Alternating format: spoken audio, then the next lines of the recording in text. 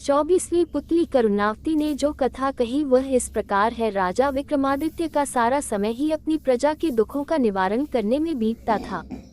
प्रजा की किसी भी समस्या को वे अनदेखा नहीं करते थे। सारी समस्याओं की जानकारी उन्हें रहे, इसलिए वे भेष बदलकर रात में पूरे राज्य में, आज किसी हिस्से में, कल किसी और में घूमा करते थे। उनकी इस आदत का पता चोर डाकुओं को भी था, इसलिए अपराध की घटनाएं छिटपुटी हुआ करती थीं। विक्रम चाहते थे कि अपराध बिल्कुल मिट जाएं ताकि लोग निर्भय होकर एक स्थान से दूसरे स्थान की यात्रा करें तथा चैन की नींद सो सकें। ऐसे ही एक रात विक्रम वेश बदलकर राज्य के एक हिस्से में घूम रहे थे कि उन्हें एक बड़े भवन से लटकता एक कमंद नजर आया।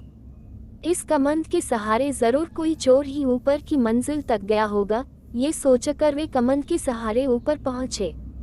उन्होंने अपनी तलवार हाथों में ले ली ताकि सामना होने पर चोर को मौत के घाट उतार सकें। तभी उनके कानों में स्त्री की धीमी आवाज पड़ी, तो चोर कोई स्त्री है, ये सोचकर वे उस कमरे की दीवार से सटकर खड़े हो गए जहां से आवाज आ रही थी। कोई स्त्री किसी से बगल वाले कमरे में जाकर किसी का वध करने को कह रही थी। उसका कहना था कि बिना उस आदमी का वध किए हुए किसी अन्य के साथ उसका संबंध रखना असंभव है। तभी एक पुरुष स्वर बोला कि वह लुटेरा अवश्य है, मगर किसी निरपराध व्यक्ति की जान लेना उसके लिए संभव नहीं है।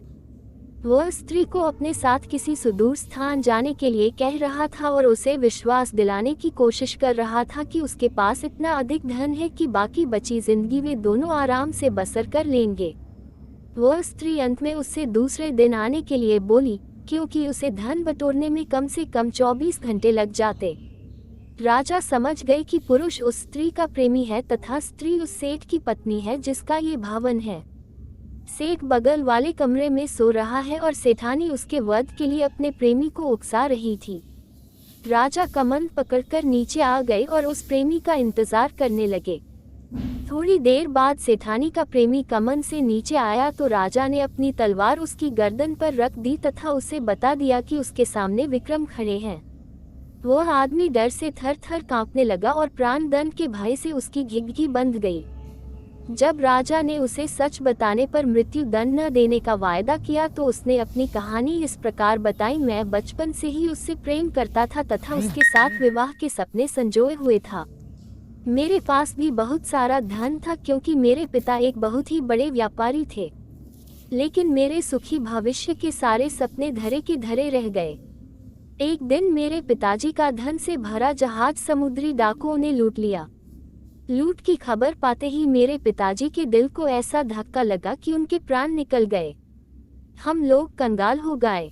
मैं अपनी तबाही का कारण उन समुद्री डाकुओं को मानकर उनसे बदला लेने निकल पड़ा। कई वर्षों तक ठोकर खाने के बाद मुझे उनका पता चल ही गया।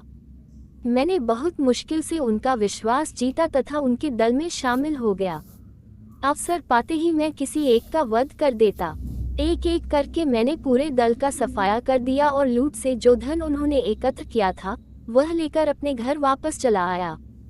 वह आदमी रोता हुआ राजा के चरणों में गिर पड़ा तथा अपना अपराध क्षमा करने के लिए प्रार्थना करने लगा। राजा ने मृत्युदंड के बदले उसे वीरता और सत्यवादिता के लिए ढेरों पुरस्कार दिए। उस आदमी की आंखें खुल चुकी थीं। दूसरे दिन रात को उस प्रेमी का भेष धरकर वे कमंद के सहारे उसकी प्रेमिका के पास पहुंचे। उनके पहुंचते ही उस स्त्री ने स्वर्णाभूषणों की बड़ी सी थैली उन्हें अपना प्रेमी समझकर पकड़ा दी और बोली कि उसने विष खिलाकर सेठ को मार दिया और सारे स्वर्णाभूषण और हीरे जवाहरात चुनकर इस थैली में भर लिए।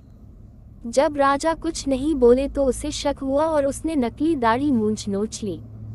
किसी अन्य पुरुष को पाकर चोर चोर चिल्लाने लगी तथा राजा को अपने पति का हत्यारा बताकर विलाप करने लगी। राजा के सिपाही और नगर कोतवाल नीचे छिपे हुए थे। वे दौड़कर आए और राजा के आदेश पर उस हत्यारी चरित्रहीन स्त्री को गिरफ्तार कर लिया।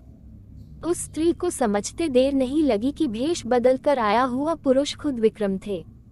उसने झट से विष की शीशी निकाली और विषपान कर लिया।